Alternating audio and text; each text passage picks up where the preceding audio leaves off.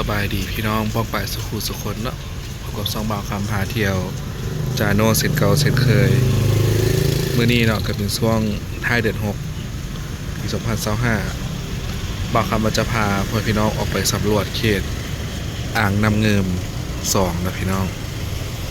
ไปติดตามน้ำกันว่าบ่าวคำจะเดินทางเส้นใดไปน้ำกันเนาะไปก็อยู่ห้านแม่หัวลืมเบาผู้เรียนมากินข้าวกินน้ำเสิร์ฟในพี่น้องเด้อเนาะห้านข้าวขาหมูสีบุญเฮืองเนาะต่อหน้าห้านซูเปอร์มาร์เก็ตบุญทวีนี่แหละพาแวะซื้อแวะซีมได้เนาะห้านแม่บ่าวคำเอง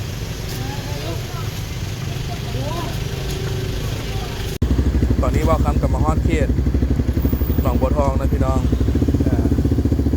นั่นน่าจะเป็นเขตบ้านหนองปิงเนาะฤดูกาลนี้เริ่มเห็นคนขายบักตาลขายนั่นขายนี่หลายแล้วเนาะช่วงเดือน6นี่เห็นเพิ่นขายบักตาลตามสายทางหลายได้พี่น้อง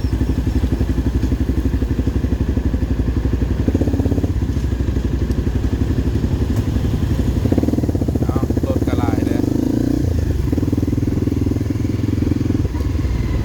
เขาบอกกันว่าเส้นทางแต่เวียงจัดไป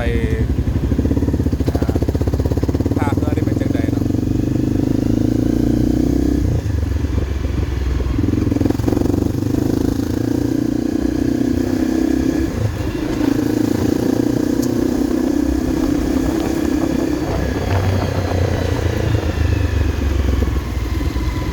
โมงนี่เป็นโมงเข้าการพี่น้องเลย7:47 นาที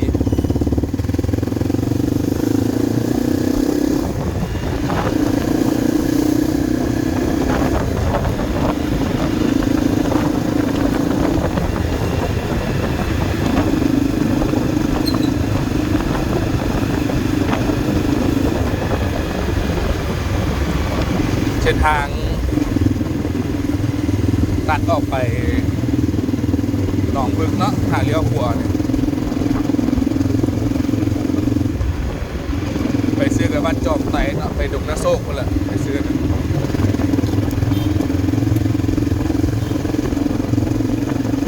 ไปเดินทางกันพี่น้องตอนนี้ฮอด3 แยกหนองบึกนะพี่น้องเลี้ยวซ้ายก็ไปทางแดงสีเกิด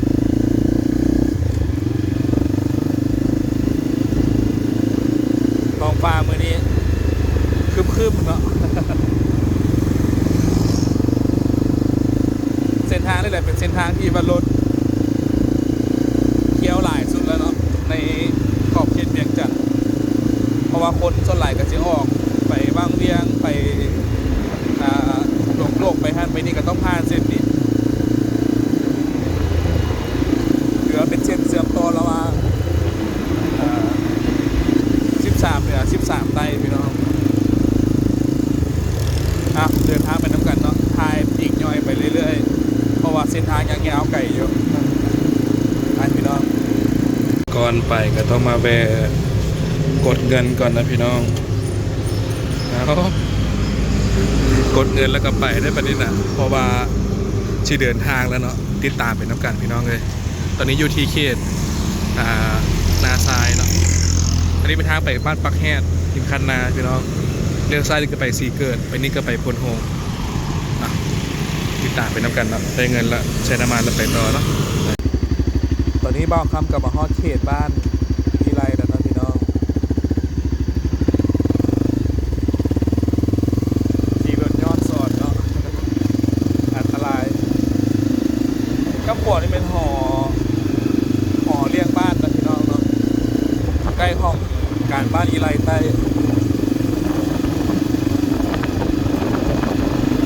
ถือว่าบ้านนี้ก็เป็นบ้านหนึ่งที่มีชื่อเสียงมันจะได้มาแล้วพี่น้องก็จะเป็นเรื่องของปากการบ่เนาะเรื่องของทงไฮทงนา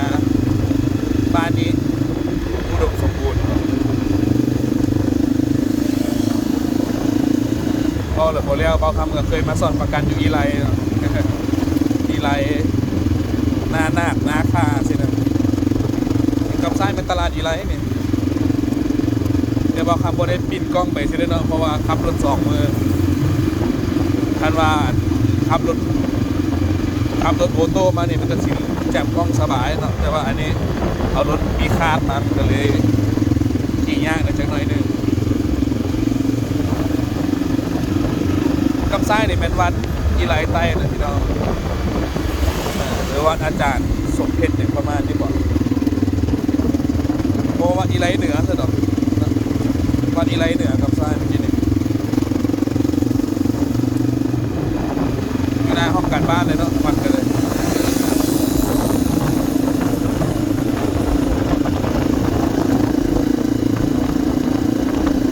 เขาเดินทางไปแล้วกันพี่น้องเนาะถ่ายเป็นระยะให้ในทางส่งกันสิแหละพอได้เบิ่งดีเนาะ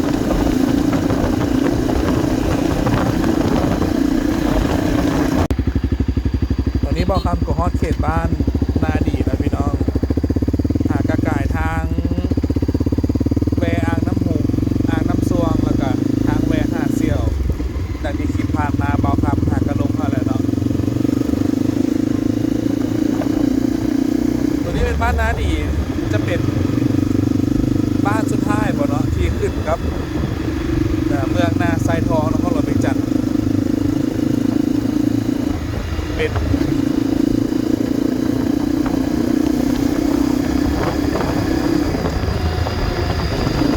บ้านเสื่อมต่อกับบ้านใหม่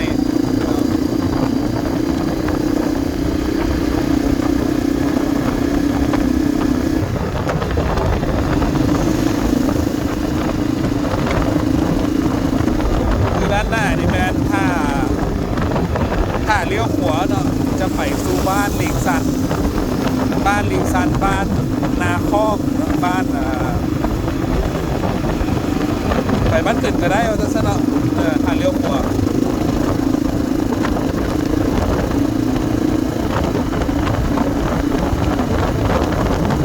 เนี่ยเนาะถ้าจะเขียนบอกว่าเลี้ยวขวาเป็นลิงซัน10 กิโลเมตรพี่น้องไปโพนโพง25 กิโลเมตรเนาะ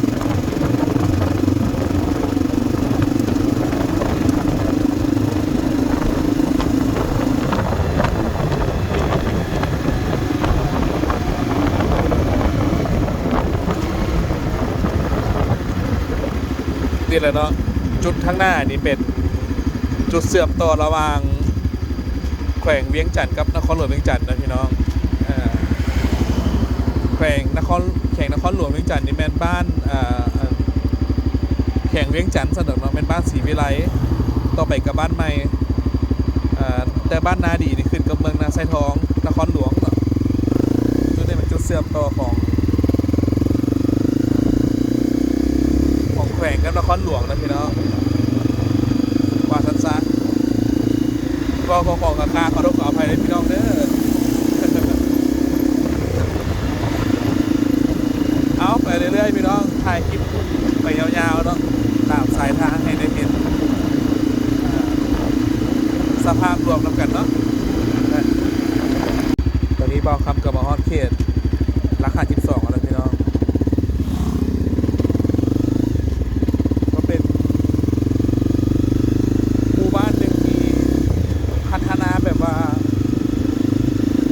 กระโดดเลยเนาะ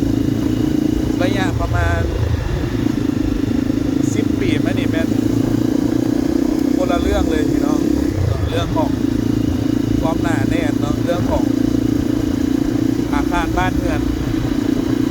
คือว่าเต็มเนาะคือว่าเต็มเลยเพิ่งจากแผนที่ถ้าบินโดดขึ้นนะพี่น้องนะคลิปเก่าๆเบาคำทายสองภาคข้างนี่มีแต่บ้านเรือนเลยโมเมนต์ว่าเต็มแต่แคบทางเนาะ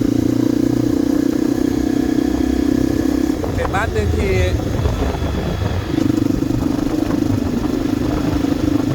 มีคนมาอาศัยอยู่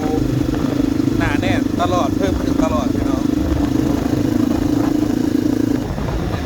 บ้านเธอหลังใหญ่ก็หลายเนาะซ้ายขวาเนี่ยพอคำจับกล้องนี่ครับแพนมานี่กระสีมูนะพี่น้องแต่อันนี้มันติดกล้องก็ได้เอากล้องติดใส่อึกเนาะ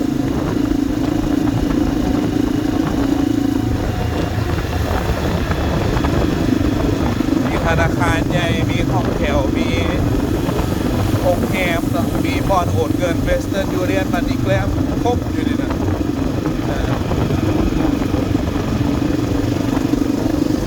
จะเดินไปอีหลี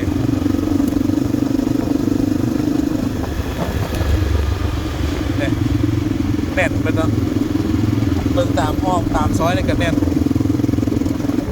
กำขวดนี่เป็นตลาดราคาที่2นี่กำขวด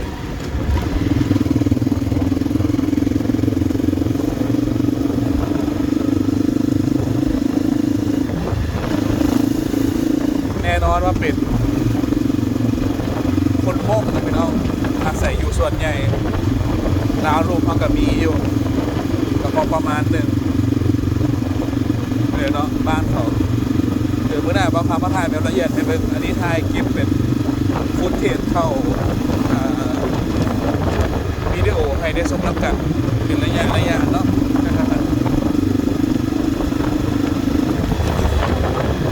นี่แหละบ้านราคา12ในปัจจุบันเนาะหรือว่าหลักที่จอนะพี่น้อง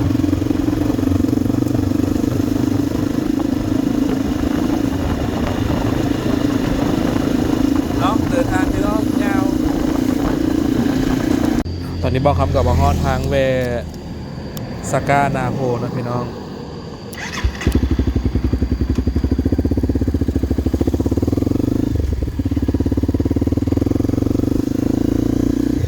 เพื่อขวดนี่เป็นทางปักแจ้งเนาะทางเมืองเวียงคำไปซื้อเมืองพนโฮง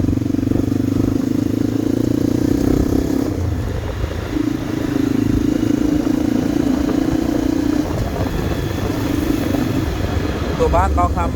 ำจึงอยู่นี่เป็นบ้านสก้านะพี่น้องเรือขวดนี่แม่นบ้านนาโพเนาะที่ตลาดสวนโพนสว่าง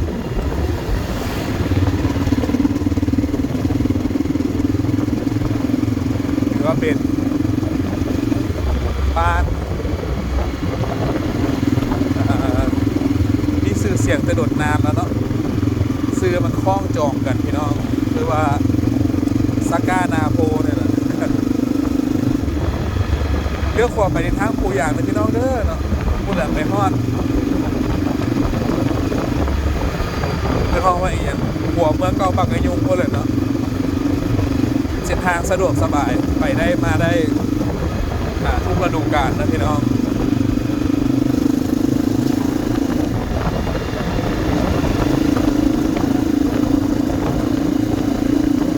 หรือมาทางเบตงแต่เวียงจันทน์มาฮอดโพนโฮงนี่ผมมีจุดเทจุดทางเลยพี่น้องเด้อไปได้ปกติเด้ออัปเดตเนาะท้ายเดือน6ปี2025พี่น้องไป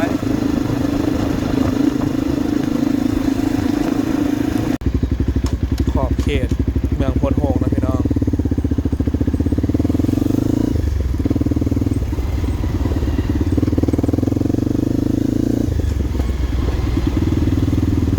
เลี้ยวซ้ายเนี่ยจะเป็นทางเข้าทางด่วนพนโฮงเนาะแต่ว่าเดี๋ยวนี้ป้ายเป็นแยกเป็นเสร็จแล้วปุ๊บ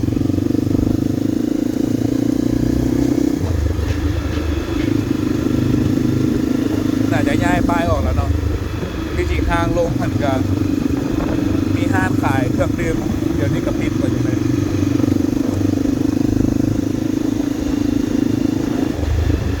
โพนโฮงในปัจจุบัน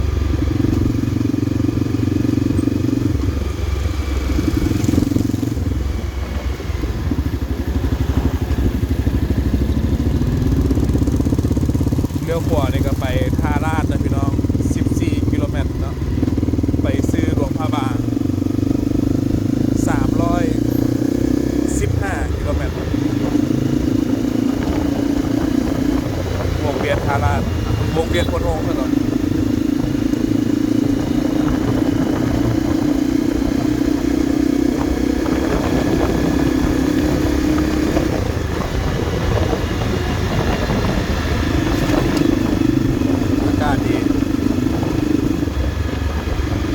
แต่ว่าวางเวียงนี่เบาคำเบิงเวเดอร์นี่มัน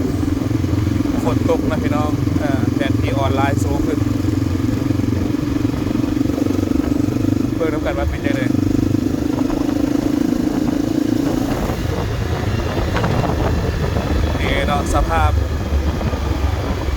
เมืองโพนโฮงในปัจจุบันนี้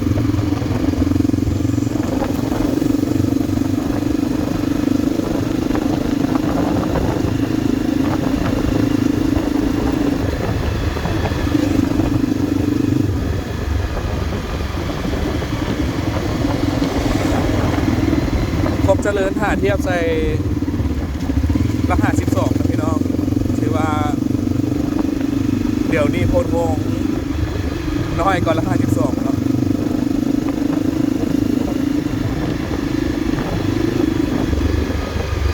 สังเกตผ่านกล้องได้เลยเนาะ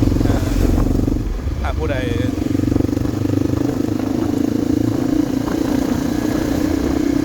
ได้เบิ่งเบอร์2เขตกับซิมูเนาะเป็นจังได๋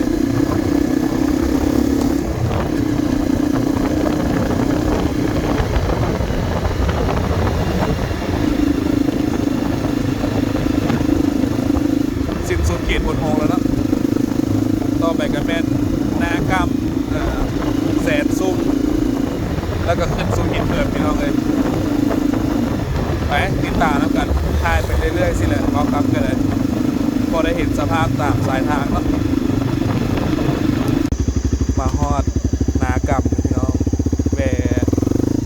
ใส่น้ำมันก่อนรถนี้ถังน้ำมันค่อนข้างน้อยเลยพี่น้อง CRM น้อยก่อนรถโอโตเมติกตัวเบาความถี่เนาะตัวนั้นเติมประมาณ200,000เต็มอันนี้เติมประมาณ150,000เต็มเนาะแต่มาเบิ่งว่าเต็มเวียงจันทน์ฮอดนากำนี่บ่คำสิเบิดเท่าไหร่เนาะน้ำมันใส่เต็มไปเลย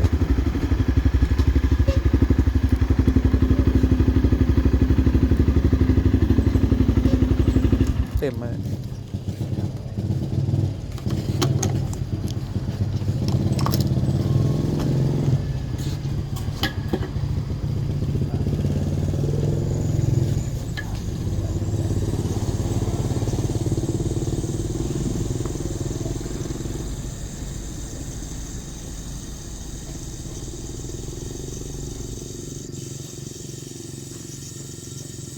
เป็นบริษัทเหรอใส่แล้ว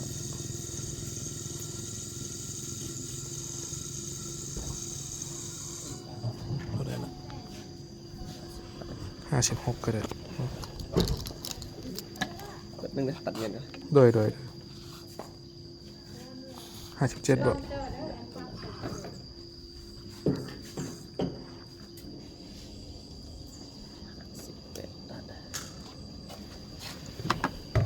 เตยเวียงจันทน์มากับประมาณ2 ลิตรครึ่งนะพี่น้องรถคันนี้12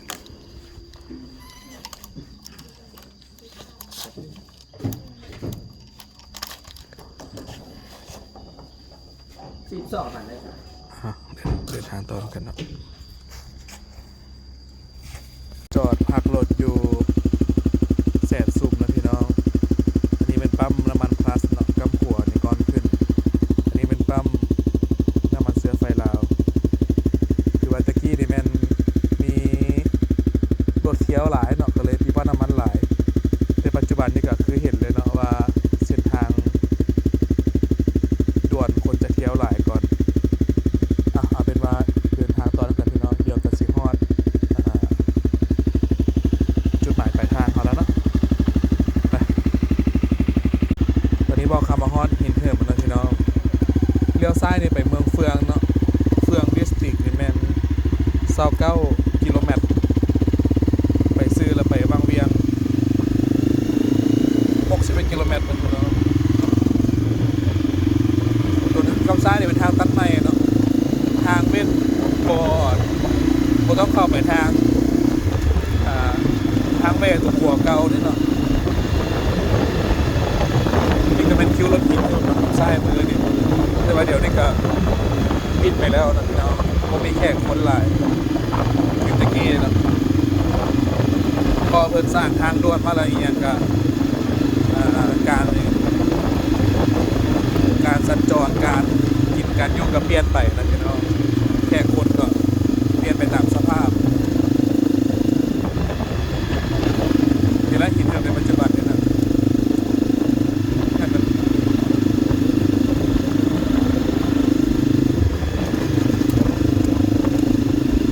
ลี้ยวซ้ายไปทางขวาเก่านะพี่น้องเลี้ยวขวาไปทางขวาใหม่ขวาไปตรงกับขวาเล็กมาซะน้ำค่าห้ามถ่ายกันหน่อยลง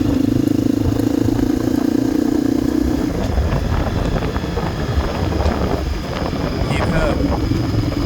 เงียบเก่าแล้วพี่น้องเงียบเก่าพอสมควรเลยแหละ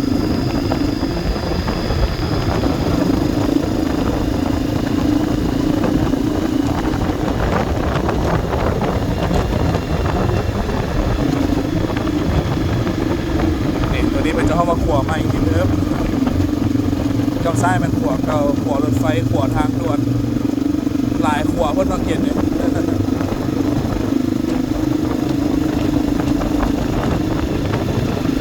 ในปัจจุบัน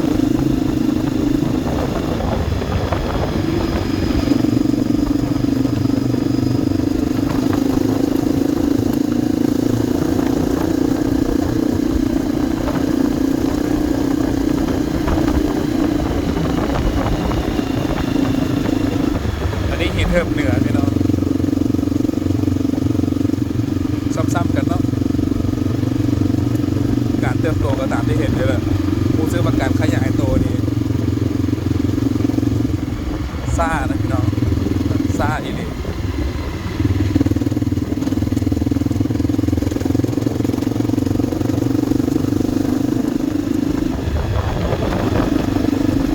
เส้นทางตั้งแต่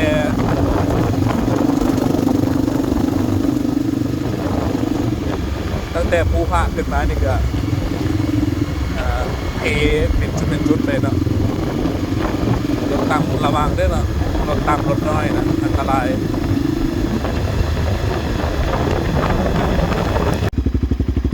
ตอนนี้บอกคำว่าฮอตมวยหม้อแล้วพี่น้องเลี้ยวซ้ายนี่เป็นทางลัดบนต้องพาบ้านเนาะเดินไปซื้อเนี่ยเป็น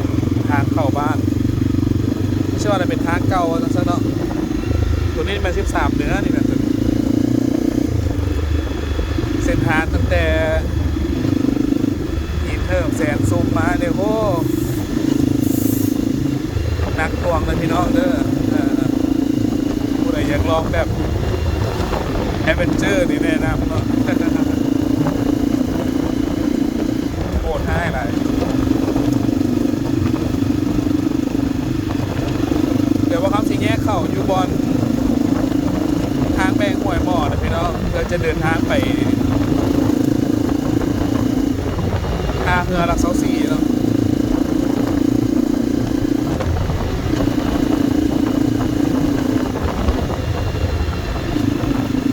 ช่วงนี้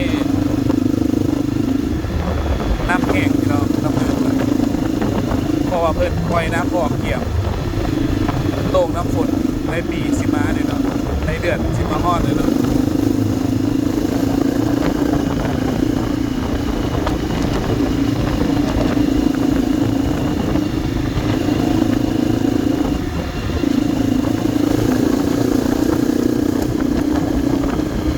เส้นทางนี่นักน่วงเลย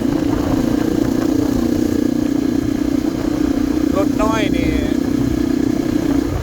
ต้องได้คานมาเลยพี่น้องเนาะรถเก่งรถนี่ทั่วไปนี่โอ้ยอมเนาะยอม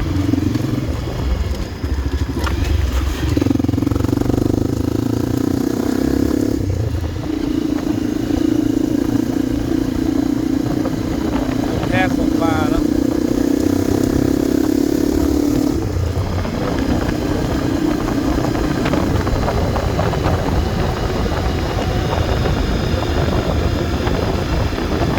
เดี๋ยวถ้าเข้าทางเมื่อกี้นี่ก็สิลงนี่พี่น้องเนาะลงบอลรถโฟร์จูเนอร์ลงนี่เนาะซอสนี่จะโปไก่กันหลายเนาะทางแต่ว่าเป็นทางเว้นบ้านเลยบอกคำจะเลี้ยวขวาเลยเนาะไปท่าเรือหลักเสาสี่เพื่อมุ่งหน้าไปไซสมบูรณ์นะพี่น้อง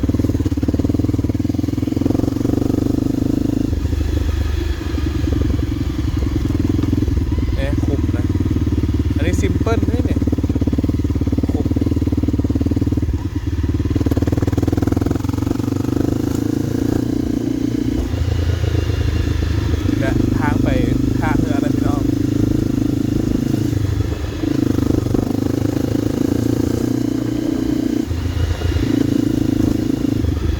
ได้ค้านเอานะนี่นะรถกระบะรถไฟเขาก็เลย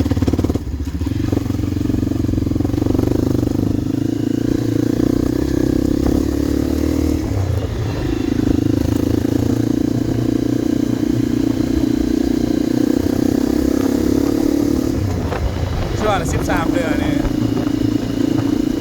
ทางเทพี่น้องเลยโอ้หนักหน่วงเอาเดินทางไปทำกันพี่น้องบางเครื่องเสียงอาจจะโบแจ้งเด้อเนาะเพราะว่าไม่มันอยู่ไก่นั่นเลยเนาะอยู่ไก่ปากเอาครับเนี่ยเข้ามาระยะหนึ่งก็เป็นบ้านปากซีวะนะพี่น้องต่อมาก็เป็นบ้านน้ำพาวเส้นทางตั้งแต่ปากซีมาก็โอเคอยู่เนาะแต่ว่าเส้นทางตั้งแต่ปากซีไปห้วยหม้อนี่ก็ยุ่งยากอยู่เลยเป็น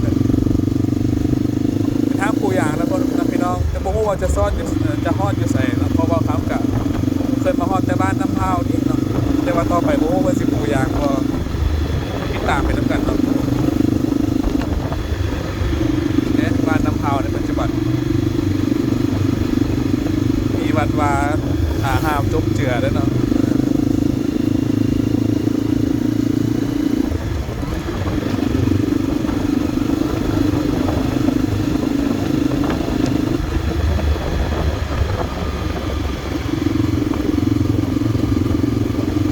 บ้านนึงถือว่าใหญ่เลยพี่น้องบ้านน้ำพาวเนี่ย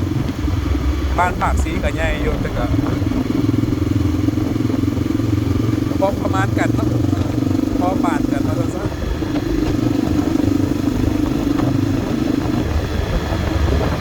ๆนี่แหละบ้านเขา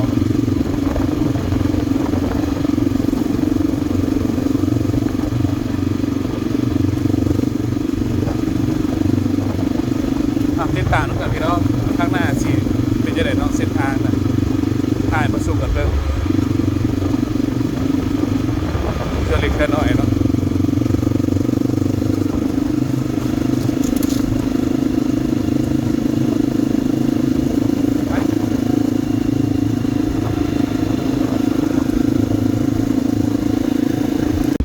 ตอนนี้บอกคำก่อฮอดบ้านหินหัวเสือแล้วนะพี่น้องหินหัวเสือก็เป็นทางแวะไปเขื่อนน้ำเงิม2เนาะแต่ว่าต้องเลี้ยวขวาเข้าไปอีกประมาณ26 กิโลเมตรพี่น้องเลยไปซื้อจึงซีได้แมนไป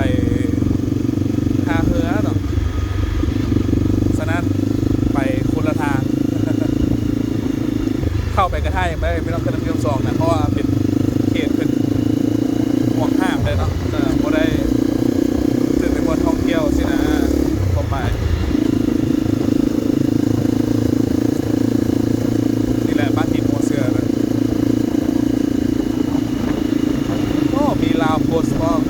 ไปสนีลาวอยู่นี่มั้งแต่ผมเห็นเปิดเนาะ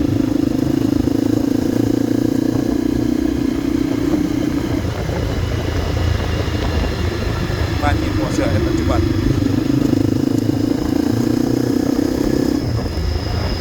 หลังจากเส้นทางแยกเขื่อนน้ำเงิม2มาแล้วก็เป็นทางน้อยใช่ไหมพี่น้องไปทางเรือนะไปกับสิพานบ้านซ่อนบ้านอย่างตะกี้แต่วันเดี๋ยวนี้เนื่องจากมีการตัดน้ำแล้วก็ต้องได้โดยสารทางเรือนะพี่น้องไปคอยไปเนาะทัดไปซ้ายเดี๋ยวสิโมทันเรือ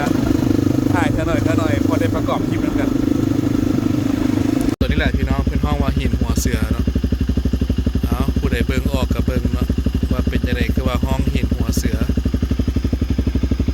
งัวควายก็มากินบักนัดอยู่เนี่ยเนาะ กินไป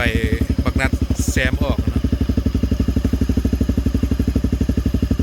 นี่เป็นหินหัวเสือที่เป็นก้าวเถิด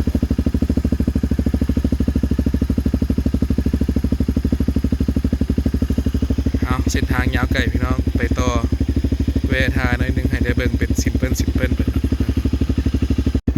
เส้นทางใต้หินหัวเสือมานี่เป็นทางแดงนะพี่น้องโอ้สมควรเด้อฝนตกนี่บอกไว้เลยว่า พาราดกันแน่นอนเนาะ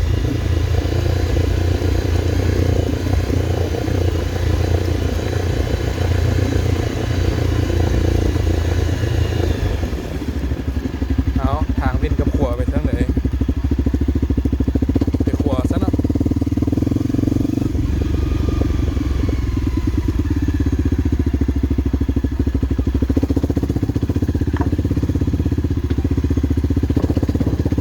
ขัวกับผู้พังพี่น้องหลานน้อยกำลังมาอาบน้ำอยู่เฮ็ดขัว2-3 จุดนี่แหละทางเข้ามานี่เบิ่งข้างหน้าว่าจะเป็นยังไงตอนนี้บอกคำกายบ้านหินหัวเสือมาแล้วเนาะอันนี้ก็บอกว่าซื้อบ้านอย่างเดียวก็เห็นเพิ่นติดป้ายบอกนะ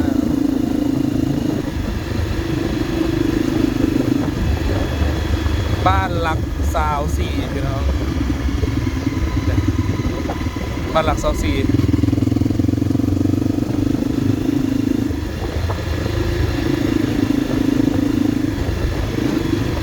เส้นทางตามที่เห็นเลย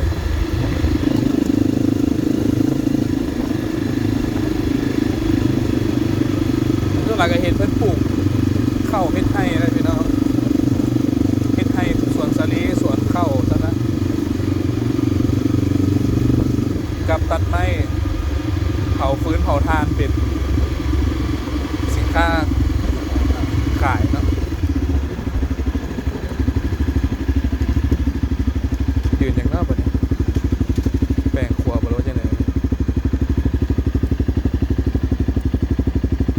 น่าจะแบ่งครัวพี่น้องเดินไปสิไปได้ปะเอาให้ขึ้นไปก่อนซะโอ้โห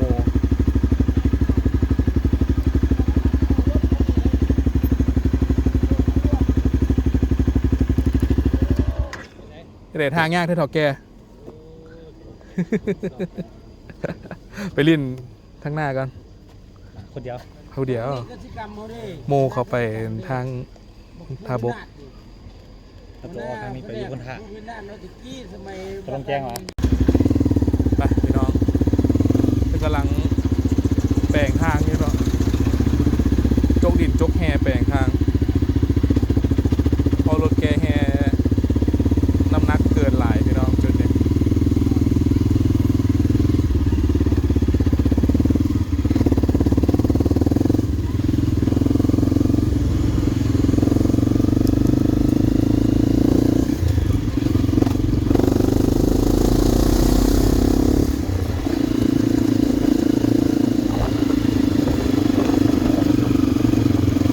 เส้นทางสมควรเลยพี่น้องเด้อ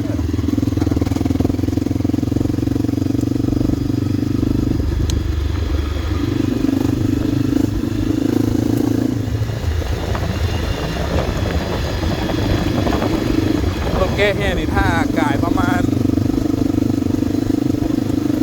มันต้องกายอยู่แล้วนะพี่น้องหัวหันทับน้ำหนักได้ประมาณ15 ต้นเลยนะ15 ต้น20 ต้นแล้วรถแก้แห่แล้วคันหนึ่งยางต่ำกับ30 ต้นพี่น้อง30-40เลยเนาะคาถาใส่เต็มๆเลยนะฉะนั้นอันตรายเนาะอันตรายหลาย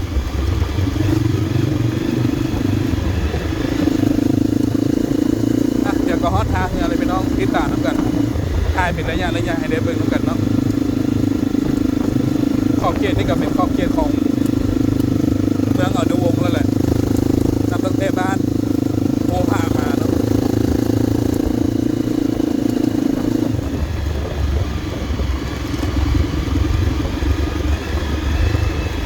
เส้นทาง